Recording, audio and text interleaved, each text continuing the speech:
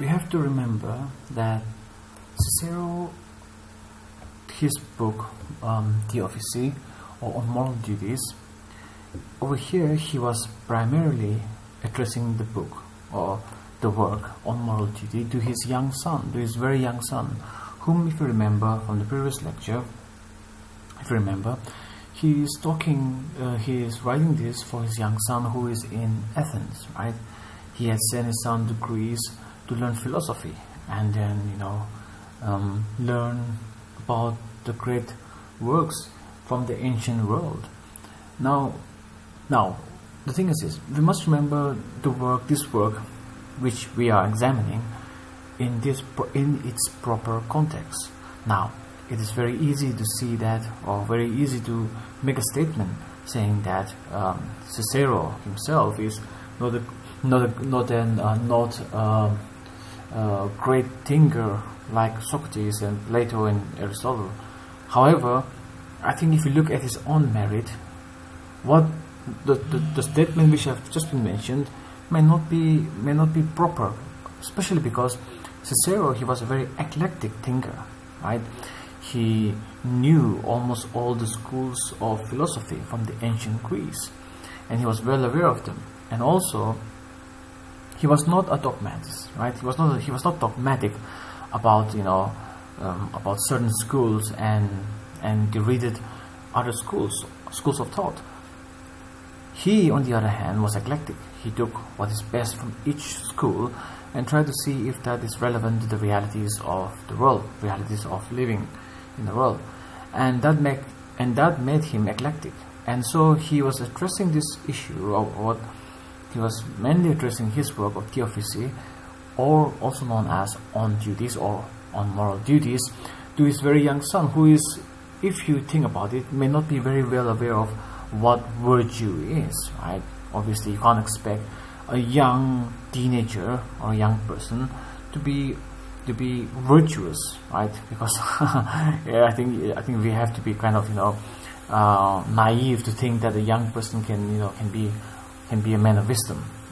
Maybe not, I not know, but rarely the case. So the issue here is Cicero is trying to address about moral virtues, right? Or our moral obligation towards everyday life, morality of everyday life, how to carry on with our everyday lives. And this is where I want to emphasize this point, and I want all of you to remember this when we are reading the works of Cicero, right? So when he speaks of the moral duties, or when he speaks of the virtue in this book, right, when he speaks of the virtue, he's not speaking about the virtue that we speak of. He's not talking about the perfection, the moral perfection, right? The absolute rightness. He's not talking about those things. Rather, he's not talking about the higher conception of virtue, such as wisdom, such as absolute morality, such as perfect wisdom or perfect moral worth. He is not talking about that. Rather, when he speaks of virtue in this sense, when he speaks of the kinds of moralities in this sense to his son, he is speaking of the lower conception of virtue. In other words, he's not talking about the first grade. He's not talking about the higher degree of first degree of moral virtues. Rather, he's talking about the lower conception of virtue. You can say the second class. Right? He's not talking about the first class conception of virtue, such as wisdom. He's only talking about the lower conception, or to make you understand better, he's talking about the second class. If you would like to, that's a good metaphor in order for you to understand. He's talking about the lower conception of virtues, or the second class of virtues, such as like the common virtues, popular notion of virtues, right? Those sort of virtues or sort of moralities or virtues which are held in common by most common people, and most common people are not virtuous. We are imperfect human beings, and then so what he's talking about is not the perfect virtue, but he is talking about the virtue of a second class virtue, those sort of virtues which imperfect human beings like me think to be moral, right? And this is essential for you to remember, and this is essential because, and this is where I feel it is my belief that Cicero is quite original in his thoughts. Maybe not so, but he is. Let's give him the credit of it. I actually like Cicero. So he's practical because you see, it's very difficult for any human being in the world to attain, to realize, and to become the perfect human being, a man of virtue, a man of wisdom, right? The man who embodies, manifests, and personifies the very essence of virtue. So what he says is that because most people cannot be like that, in other words, most people cannot be like Jesus, or most people cannot be like Buddha, right? The Gautama Buddha. So because most people can't be like that, hence we have a second degree of virtue, or second class of virtue. So the first class of virtue belongs to personalities such as Christ, or such as Buddha, or such as you say Socrates, maybe, right? And for the remaining human beings like you and me, we belong to the second category of virtue, right? And those are the kinds of those are the common virtues, or the popular notion of virtue, what imperfect human beings like you and I tend to consider to be good. So those are the second class virtues. We'll get into that appropriately, don't worry about it, I'll tell you what it is. So this is what he is talking about, and when he is addressing to his son, and there's a reason why he's telling his son. He's first telling his son that, you see, there are two kinds of virtues. One that belongs to the higher conception of virtue, the first class virtue, and another one is a lower conception of virtue, or you can call it the second class virtue. And he says explicitly that I am talking to you not about the perfect virtue, right? But I'm talking to you about the second class virtue. You see, I mean, that's a very good advice, because you can't expect your son to be a perfect human being whenever he's very, very young. Maybe he may turn out to be, but we don't know, right? Only time will tell. So the thing is, he is telling his son that, I want you to know these things. Why? Because maybe if you know these things, maybe if you are aware, and if you abide by the second class virtues, then maybe it may prove you helpful as you strive to become a better human being and try to attain the perfection, or not the perfection, but attain wisdom, right? Become a man of wisdom. Why? Because for Cicero, a man of wisdom is virtuous. Virtuous is knowledge. So knowledge equals to virtue equals to man of wisdom. A man of wisdom is virtuous, right? Is the highest being. So a man of virtue knows what is absolutely good, what is perfectly moral, right? So he tells his son, now I'm speaking about the second class of virtues, right? The lower conception of virtue. And because you see, he says this because you see, we can never be, and the reason is this, and he's maybe implicitly or explicitly trying to tell his son that maybe it's too much for me to ask you to become a man of virtue. However, regardless, even if you can't be like that, there is at least something, consolation. There's a consolation prize, and that consolation prize is the lower conception of virtue. At least try to strive to become that, right? Try to maintain that in your life.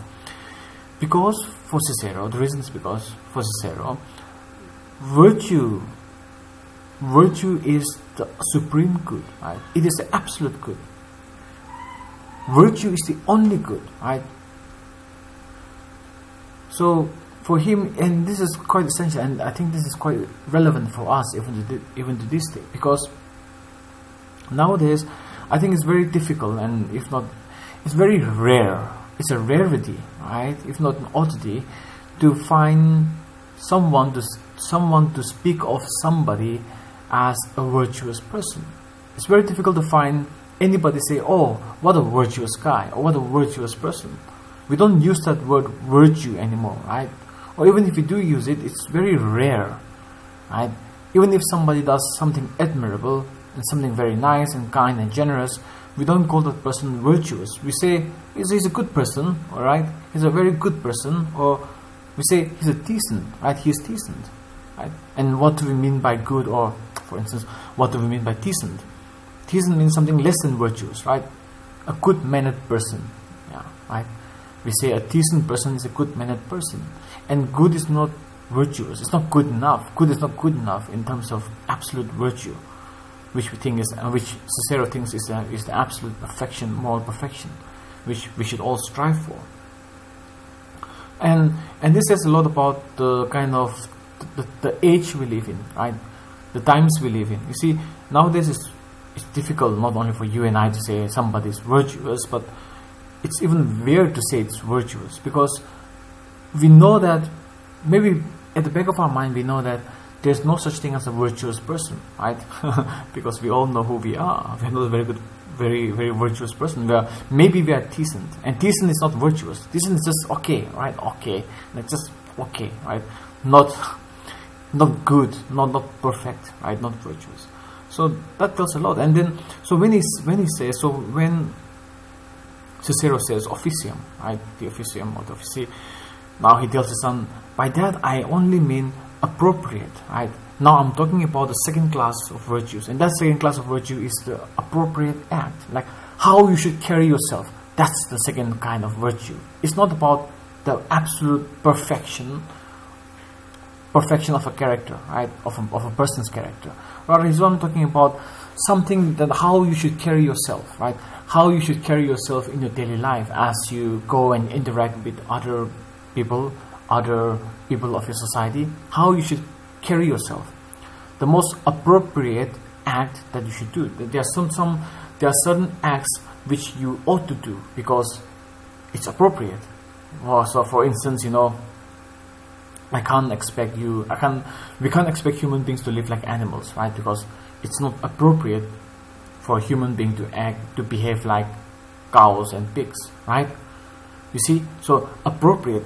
Just because you don't act like a cow, or just because you don't act like a pig, does not mean that you are virtuous. No, you are just appropriate. You are just acting. You're just acting or behaving yourself or carrying yourself in a way that the normal human being should carry himself or herself. I hope you're getting my point. So now I want you to remember this. Now, Cicero is only talking about the lower conception of virtue, the second class virtue. And when he says the lower conception of virtues, he is talking about the appropriate act. See, in other words, as a student, there are certain kind of behavior which is appropriate to a student. As a teacher, there are certain kind of behaviors which are appropriate for a teacher. As a father, as a son, as a daughter, as a mother, as an auntie, uncle, there are certain kinds of behavior which are appropriate. Just because you act appropriately, it does not mean that you are a virtuous person. You can act appropriately, but you may not be a virtuous person. You see how we get my point? And Cicero is very well aware of it, and he's trying to make his son aware of that as well. He's trying to say that I don't expect you to be a virtuous person. I don't expect you to ever to become a virtuous man, right? A man of wisdom. However, at least, even if you don't become a virtuous person, at least try to act appropriately to who you are, right? If you are a soldier, there are certain appropriate acts which you must carry yourself as a soldier. As a leader, you don't have to be a virtuous person. However, there are certain appropriate acts which you should. Right? There are certain way of carrying yourself because you are a leader. If you are a son, daughter, doctor, whatnot, right? There are certain way of carrying yourself that is consistent with the occupation that you occupy in the society, right? So if you are a leader, you may not be a virtuous person, but there are certain expectations which you must fulfill, right? There are certain way of carrying yourself. You get my point? I hope you're getting my point. So if you are a student, it is an appropriate act of a student to come to class regularly on time, right? Pay attention. Those are appropriate acts. Just because you come to class regularly and then attend classes regularly and write down the notes, whatnot, does not mean that you are a virtuous person. You are only carrying out an appropriate act which is expected of you as a student. So those are the things. So he's talking about the appropriate act. In other words, a proper act of someone, right? In other words, an act or an action which is in concurrence or which is in agreement with the circumstances of you. So if I'm a poor person, right? If I'm not well off, then it is imprudent for me to act as though I'm very, very rich, which nowadays most people act like that, right? Even if you're nobody, you try to, you know, dress as though you are $1 million, but which you are not. So in other words, what Cicero is saying, try to behave like one. If you are not wealthy, don't try to live beyond your means. That would be the best example I could think of to make you understand what he's saying. That's an appropriate act. If you are a student, try to act. You should act or carry yourself in accordance to your place. In other words, to your place, i.e. a student. And these are essentially an appropriate act. Is different from virtues. Why? Because for Cicero, the complete man is a virtuous man, right? Only a virtuous man can be a complete man. Only a virtuous man can be the whole man, right? The whole man. So those things are essential for us to remember, and this is what practically he's saying to his son. And you can only imagine that this is quite appropriate, right? Appropriate. So he's talking about this imperfect. He's not talking about the perfect moral goodness, which is the first class conception of virtue. Rather, he's talking about the second class conception of virtue, which is imperfect moral goodness, or the second grade, right? The second grade goodness, or second grade virtue. And the second grade or second class virtue, or second or third class virtue, is the imperfect moral goodness. And those are what? And those are nothing but an appropriate act of a person, right? I should behave myself according to the circumstances that I'm in, right? If I'm defeated, I should be defeated in a graceful manner, right? Or if I'm like, say for instance, if I'm poor, I should act like one, right? I should not boast myself if I have nothing, even though I have nothing. I should not show off. And this is one thing I as a teacher, I see very often. I have so many students, right? I have so many students. Their family is not well off, but then they behave, their way of life is as though they are filthy rich. I mean, of course, it's inappropriate. Why? Because it is inappropriate in so many ways, because you are being somebody who you are not. And in life, you should always be somebody. You should always be true to yourself, right? So, by imperfect moral goodness, it is an appropriate act, right? And this appropriate, even the word appropriate, right, is different from virtuous act. Oh, and I want you to remember this. Please remember this. An appropriate act, which is your expected second-class virtue, is different from a virtuous act. And the virtuous action can only be made, or can only be carried out, or can only be acted by a man of wisdom, right? Only a man of wisdom can execute a virtuous act. A man who is not virtuous can never carry out a virtuous act. He may think that it is virtuous, and that's what we're talking about. He may think that it's virtuous, and he may say that he may think he's carrying out a virtuous act. An imperfect man may think that a man of imperfect virtue may act as though he is doing something which is virtuous, and that virtuous is not the first class virtue, but the second class virtue. And what Cicero is telling is that a man, okay, for instance, I'm an imperfect man, right? And compare me with Jesus, or compare me with Buddha. Now, Buddha and Christ, they are the perfect men. For example, alright, just forget about your religious inclination, alright, and just hear me out with an open mind. Don't be too dogmatic about things in the world, alright, because you're not even perfect. So the thing is this: compare me with Christ or Buddha, character like Christ or Buddha. Now, Christ and Buddha, say for instance, they are the most virtuous persons, right? And so whatever they carry out, their actions are virtuous. Now, me on the other hand, I'm not a perfect human being, but I may think that I am a perfect human being. And I may think that me doing something, me say for instance, acting appropriately, is virtuous. I'm doing something virtuous, but in reality, it's not virtuous. I'm only carrying out an appropriate act that is in parallel, or that is in agreement with my circumstances. So, an appropriate act cannot be, a virtuous act can only be executed by a man of virtue. Appropriate is not perfect, right? It is just what is expected. You carry out an appropriate act, yeah, that's expected of you, right? if you are a student, you go to class, right? It does not mean that you are a virtuous person. It just means you are doing what is expected of you, just appropriate, right?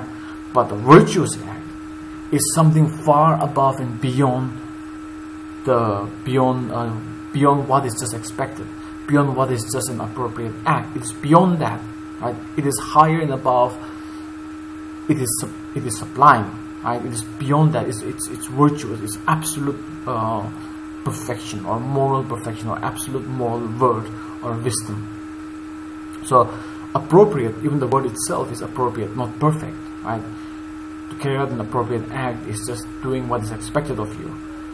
So again, once again, I repeat, just because you carry out actions or behave yourself or carry yourself in a way that is expected of a good student, of an appropriate of a student, does not mean that you are a virtuous person. Or for instance, a doctor may carry out his duties, appropriately. It does not make him a virtuous doctor, a virtuous man. He is only doing what is expected, right? For instance, a doctor may cure the sick.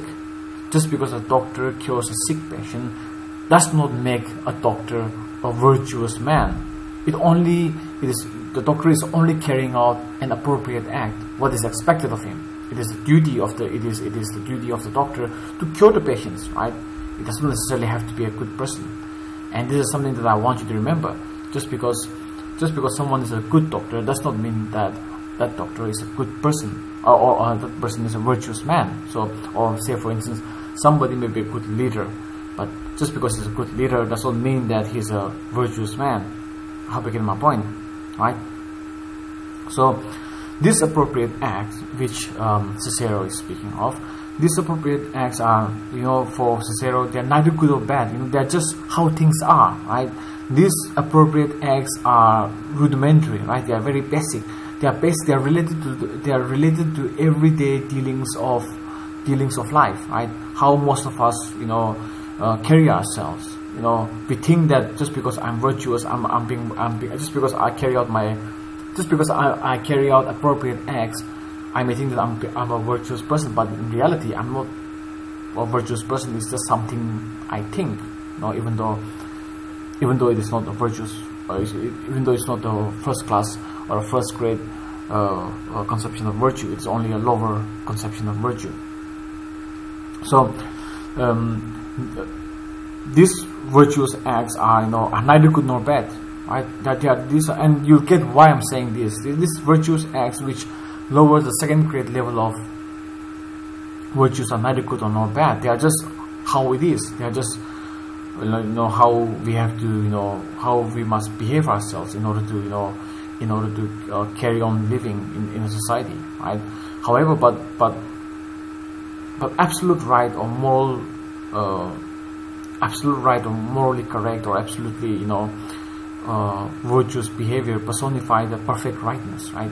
They personify the perfect rightness or the perfect correctness or the perfect moralness, if there's a word for that, right? So he is explicitly telling his son that the kind of virtue which I speak of, the appropriate act, is only for those who are not wise, right? Because most of us are not wise. Most of us are not men of wisdom. So this lower conception of virtue is only for those people who are not men of wisdom, right?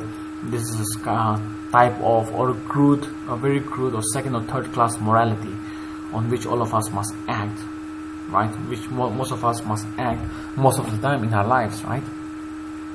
These are the kinds of morality which we must, in a sense, because we're not perfect, in which because we can never be like Buddha and never be like Christ. And however, nevertheless, just because we cannot be like Christ and Buddha, we should not give up. Rather, what he's trying to say is that this kind of appropriate acts are for those who lack wisdom, right? Who does not have wisdom. These are the second class morality these are the moralities on which most of us must act most of the time in our lives. So it is these kind of actions, so this kind of second class or third class morality, these are the actions which we think are perfect, which we think are virtue, at least which we think are which we think are virtuous, at least from the perspective of an imperfect person like me and you, right? We think that these appropriate actions, right? Behaving in a way that is expected of us, right? That makes us virtuous. At least from our perspective, even doing that, is a virtuous act. And this is exactly what Cicero is saying. This kind of actions are seen to be appropriate and virtuous to a non-virtuous person. At least from our perspective, it makes sense. That's what he's saying. So, but the thing is, Cicero is also saying is that, but such kind of actions, such kind of appropriate actions, such kinds of second class or second grade virtues, no matter how appropriate, right? No matter how appropriate, no matter how perfect it may seem from a non-wise person perspective, are not perfect, right? And they are not the perfect moral virtues from the perspective of a virtuous person, right? So, from my perspective, just because I carry myself in accordance to my social standing, I may think to myself that I'm being a virtuous person. However, from a perspective of Christ, from a perspective of Buddha, who embodies the absolute virtuousness, what I do is just third class or second class, right? Because I have this imperfect, I'm an imperfect man who has this imperfect conception of here's the thing, I'm an imperfect man who takes my imperfect conception of virtue as the perfection, as the perfect virtue.